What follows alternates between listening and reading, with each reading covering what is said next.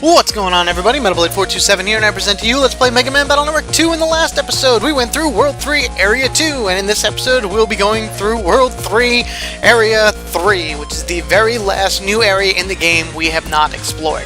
However, between the last episode and this episode, I ran around the net, like through all the different places, and went on a spree of S-ranking all the Navis that I possibly could. So every Navi that we ran into up until this point in the game, I ran through and S-ranked.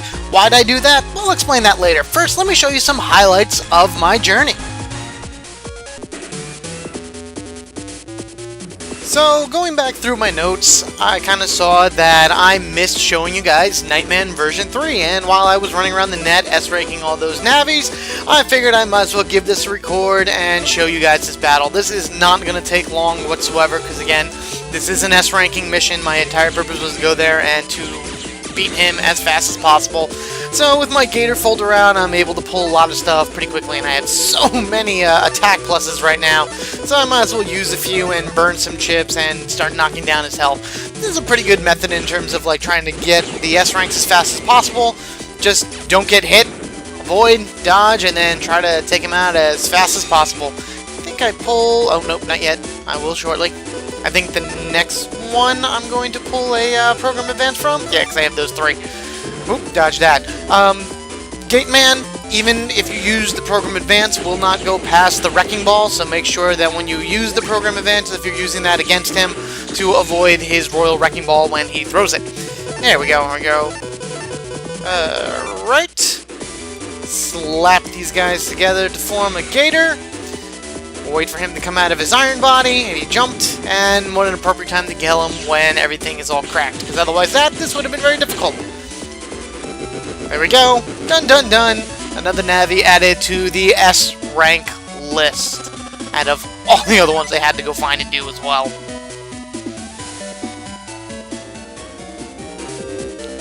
So now we're on this little guy. I was running around Undernet 6 in between Shadow Man and Freeze Man's areas, which was 5 and 7.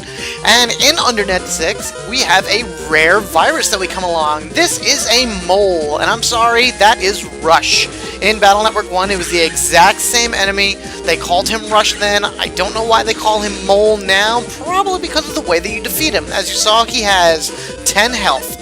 Basically, you're playing a game of, haha, I get what they did there, whack-a-mole.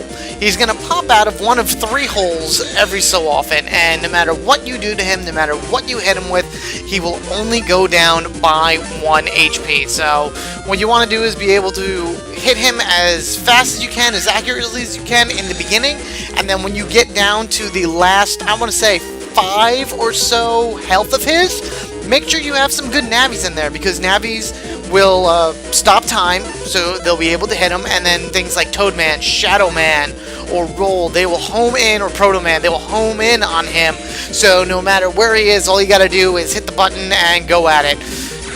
I'm right now kind of just biding my time, using the program advance to hit as much of the area as possible. Oh, things like big bombs are good. Don't use a time bomb, because he is up for only a limited amount of time. If Rush disappears before you hit him, he basically escapes, and you miss out on getting the chip. Whenever you beat Rush, I'm going to call him Rush, I don't care, his name is Rush. When you beat Rush, you will always get his chip, and you'll see that when I actually beat him here, because I'm going to be doing that, you know, as if I would show you any other way, you know. Seriously, I'm going to show you that I beat him so that you can see what it is. And I have more than enough Navies, what? Okay. More than enough Navies in order to beat him. So, down he goes. He also gets faster as his number decreases, so even more reason for you to use the Navies as he gets less and less health. So, let's finish him off with Toad Frog Man, one of my favorite summons / least favorite Navis, and that's that. Boom he goes, and we do get his chip, the pop-up chip, which puts you into invisible status, except for when you attack, then you're able to get hit. And I figure I'd throw this in there because this is part of the game after all. Guess what? We are going through another style change.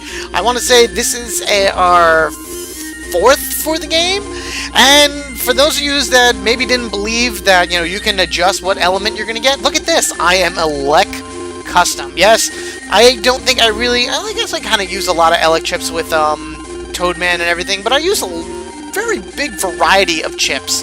A lot of fire and water chips as well, and I was kind of hoping for Aqua Custom, but no, they gave me Elec Custom.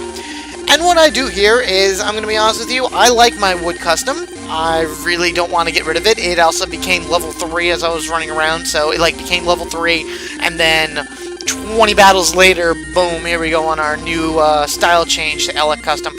So I'm actually going to keep Wood Custom, I'm going to get rid of Elec Custom, which is fine. And it's also good that this happens because now I'm going to be able to run around and freely fight and be ready for our 5th style change, which is going to be the super special secret one, which if you watch my style change video, you'll see what it is. So this is what I did between episodes.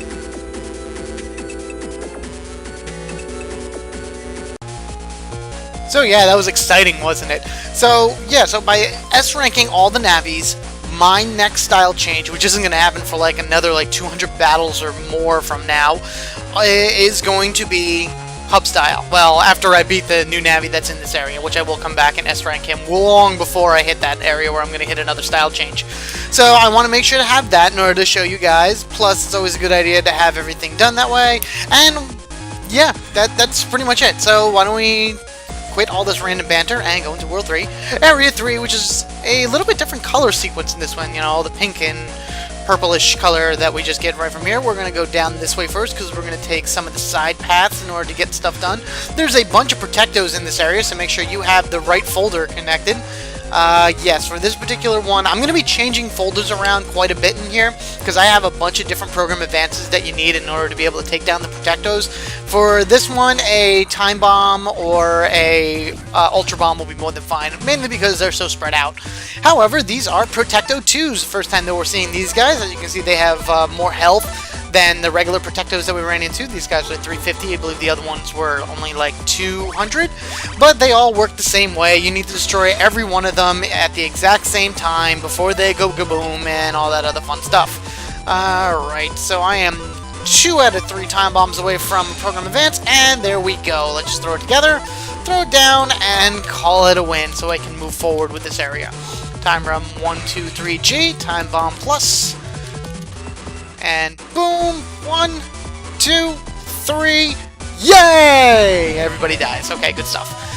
S-ranking, getting some Zenny, and moving down and around. We have a blue mystery data right here, so what did we go through all that trouble in order to get? A Navi plus 40 star. So if you are running a Navi folder, like if you have an Elec team or something along that ways, Navi plus 40, I would definitely say is something that you want to add to that folder. Also in this area, might as well while I'm here, new enemy in the back right. That is a Scuttleless. I told you there was a 5th version of the Scud, whatever version, guys, and there he is. He has a 150 aura, so you need to hit him with something that does 150 damage or more for you to drop the aura. 300 HP. He does 160 damage with a straight line beam, so he's fairly easy to avoid. It's just that beam hurts. And he will drop the Life Aura 2 chip, which would then put a 150 barrier around you instead of the standard Aura chip, which I have here, which does 100. I am actually going to throw in the Time Bomb 3 because that will knock out the Aura, and yeah, well, let's see how this works. I don't really have anything. Actually, you know what I'm going to do? Let me stand right here. Where are you going to go? You're going to go there. Okay, come on down. Woo! Alright, boom. Good. Alright, everybody come up. Or down. That's fine. I just kind of want to throw down Gateman and be able to hit them all in one shot. Alright, so he's not going to die, but he will keep shooting out his laser beam of death. Me being going invisible will be more than enough to stop him, and Gateman version 3 will be more than enough to take him down. Did I just get hit by that electrical bolt? I guess that does less than 100 damage. Which is fine by me, because I hate those things anyway. Oh, that shocking technique is not fun to deal with. Anywho, you're going to go back and up around this way. This is still a side area, but you're going to need to put on a program advance that you're going to be able to kind of direct in your own sense, like I have here. If you look at this folder, I have Little Bomb, Cross Bomb, Big Bomb. That's what you need in order to go together to make the Ultra Bomb. The reason I say you want a program advance like that is because the Protectos in this area are on 2 spaces. If you have something like a time bomb and you attempt to summon it, it'll just land in the first possible space on your enemy side, and meaning that there is no more holes for it to go into. It'll just blow up, and you cannot run from Protectos. So if you run into a battle with a Protecto, unfortunately you are going to have to go through that as best as you can and hope for the best and just pray that you have a folder that's able to take them out. Unfortunately, in this case, this is the only folder I have in order to be able to do anything like that. Even something like the Guardian statues, there's a lot of folders out there that put the Guardian statues to use. Basically what they do is I'm going to throw them down right here, and any damage that the Guardian takes, he is going to dish back out to the enemy. However, in this particular situation, he only does it to one of the Protectos, so it doesn't really work so well. Now then, Little Bomb, Cross Bomb, Big Bomb. Oh, the one with a star, so it kind of puts together for an Ultra Bomb. Nice big chuck. Boom goes everything for 400 damage. Easily done and beaten. Let me go and switch back. You know, I'm going to put on this folder. Even though I'm going to switch it out, you know, soon enough anyway. Purple Mystery Data down here. Sub-chip.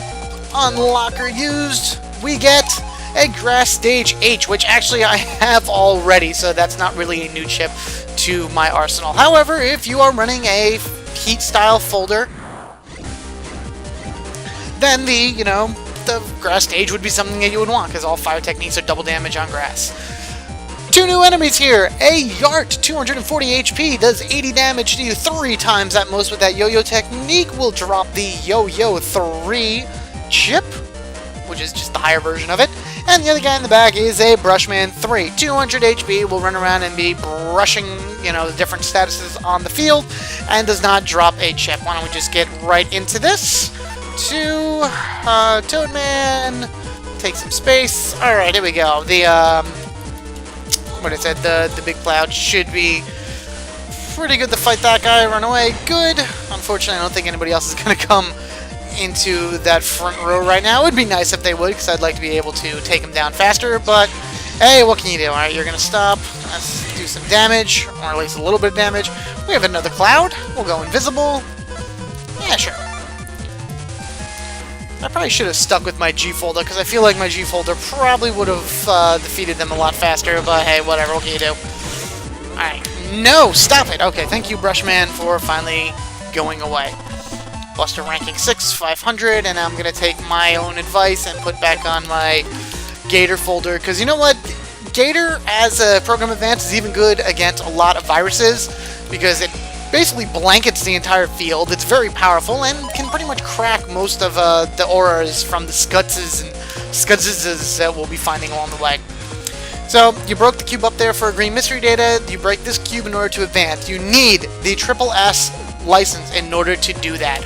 Without the SS license, you cannot advance. So, again, like I said in the last episode, my best idea to get both of them at the same time anyway. Now then, got my Gator folder on. Doesn't really matter, because it's more of the Time Bomb folder that I'm going to need in order to do this, because Gator doesn't do anything against these guys. And I'm just going to take and burn chips and wait till I get my Time Bomb. Alternate method to taking down this set of Protectos would probably be a fan or a wind chip, so you can pull them both to the same column, and then afterwards you're able to unleash a program advance like a life sword or something like that in order for you to kill them all at the same time. Because there's only 2 of them here, and there's no holes in the ground, so you can kind of just swing it around as you see fit. Let me go invisible before they blow up. And I still don't have my thingy. You know what, let me just take these. I'm 1 out of 3, come on. Boom. Okay, thank you. Nope, I can't take it yet. Soon! Soon! Alright. Click, and of course at the end of my run, there are my 3 bombs. But that's the joy of the Gator folder with all the full custom stars in there and everything like that way. You're able to burn through your chips as fast as possible in order for you to get the things that you need as quickly and efficiently as you can. So, that set of protectors is destroyed, 4,000 Zenny that we've obtained, and I think there's only like 1 or 2 more sets of Protectos in the entire game that we haven't gone through.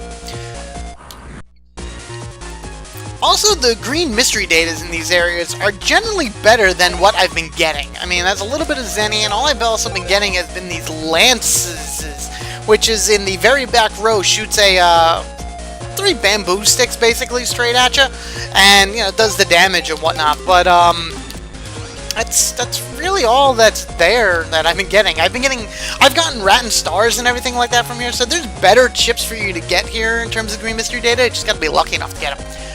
But this is a blue mystery data, one of the last ones in the game, and it is a bug frag. And if I'm not mistaken, speaking of last in the game, because kind of where we are right now, that should be the last bug frag in the game. Yep, 16 bug frags. That's enough for us to trade in for the Zeus Hammer, which is a very rare chip, only obtainable by the bug frag trader in Kodo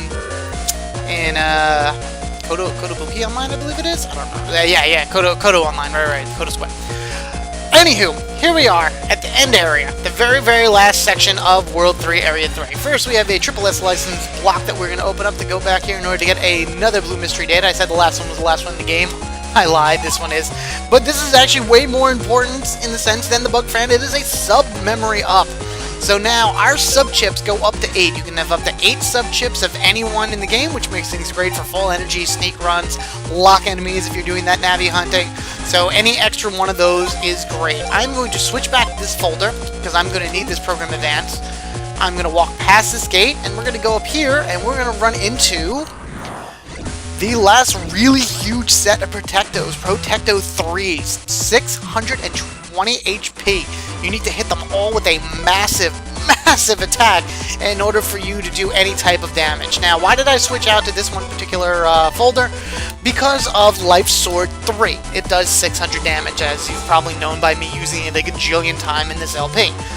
Not enough in order to be able to knock out all these Protectos, but with an attack plus 20, it then is able to meet the criteria, and you're able to do what you gotta do. That Holy Panel is important. There's a program advance you can do with the Holy Panel. You would need, I'm not going to show it here because I'm right now just trying to burn trips. I should have actually hit the add button. But, it would be Holy Panel, 300 HP and any roll chip, and you'll do the Big Heart program advance, but I will show all program advances later. I digress on that right now because I have put together Fire Aqua Elixir. Throw them together for a Life Sword 3 with an attack plus 20 so we can step up and beat these guys in one fell swoop. It's very nice that they're in a nice column. So this way they're all together and you don't have to worry about too much, you know, setup for it all. And they're even in the second column, so the Life Sword was easy. You don't need a area grab or anything. Purple Mystery Data. This one. I'm sure of this now, is the last purple mystery data in the game. I think I have one extra unlocker just in case I'm wrong, but I am 99.999 whatever % sure I'm right. And so those Protectos were protecting a very valuable and very useful, and actually that's a lie, not really all that at all, chip in the game, the Anti-Navi X. What does that do? Basically, if you're going up against somebody in a net battle and they use a Navi, instead of them using it, you take it and use it against them. How useless is that? But at least it's another one to add to our library in our quest for 250 chips. Speaking of library, in order to open up this door, you need to have at least 200 chips in your library. I think I'm at 230, so this door will open up no problem. You have passed 3 trials, I honor you. So, that'd be that. We needed to beat the game, defeat all the Navis, and collect 200 chips. That would be all 3 trials. Let's open her up and see who's behind it. Now, the final door shall open. The final door open. Man, there's nothing here. Well then, what's that final door thing all about? Everything up until now has been a test. A test? You were testing me? Yes. And you have passed that test brilliantly. You are the Chosen One. The Chosen One? You have won a seat among the future rulers of the net. You may join us. You may join the World 3. With your skills, you'll shoot right up to the ranks. Really. The World 3? Correct. This is the new HQ of the restored World 3, and leading the restoration of our proud World 3 is I, inheritor of this land's great power, Planet Man. And our first act in this, the dawn of the World 3 era, will be to destroy the net and take control of the entire world. What? Not while I'm around, you don't. my, have you no ambition? You show such promise. It seems a shame. I won't let you get away with this. I'm afraid you don't have a choice, for if you don't join us, you will be destroyed. A fitting, if regrettable sacrifice to the glory of the World 3. Mega Man, we can't lose this one. We won't. Let's rock! Battle routine set! Execute! Ooh, I love saying that. Anywho, here we go up against Planet Man.exe. Planet Man is a completely original Navi to this game. I unfortunately could not find any like concept art or anything about him, which is upsetting. I wanted to see, you know, how they came about like designing this particular guy and whatnot, but no, he has no Robot Master counterpart. He has no other influences from any other Mega Man game. He is just Planet Man. He stands there and throws a lot of stuff at you. By that I mean he has 2 planets that will always encircle him. When you first fight him, he will summon 2 planets that are not whatever style change you are. So I'm wood, he would not summon wood. If I was heat, he wouldn't summon heat, etc, etc. And each planet will do a special technique. They usually throw something at you. Aqua will shoot an Aqua Tower, electricity, or the yellow planet will shoot a Zap Ring, fire will shoot a Heat Blast, and the green planet will shoot a wood tower. Now, the thing about the green planet also is, Planet Man is a wood-type Navi. Keep that in mind, because you'll be able to exploit that pretty well. By attacking with all types of, like, heat techniques and everything. When the green planet is out, he will be gaining health from it, so you gotta watch out for that. You can destroy the planets with hitting them with opposite elements or something that hits them, and then generally speaking, you just gotta want to be sure that you avoid him as best as you can. I, unfortunately, should have really changed out my folder. I did not, so I'm a little bit upset and screwed in that point. But what we're going to do is we're just going to take some stuff, and I'm going to rely on my Buster in order to get in there in order to hit him. Let's go Shadow, and I'm going to stand up in it here. There's that. Keep hitting him. Come on, there we go. I can hit him one. Nope. Oh, okay. So you probably can't see it, but if you look behind Planet Man right there, you're going to see this little like plane come out. That thing's going to kind of fly up and down that row and try to hit you with its little blasters that it has. Actually, the Big Cloud will do pretty well. And yeah, he's going to just try to do everything he can in order to hit you. That's one of his many techniques. Planet Man is also going to occasionally summon a black hole. His body will turn into a black hole, and stuff from the back of the screen will start coming forward, and it will hurt a lot. Just understand, it will hurt a lot.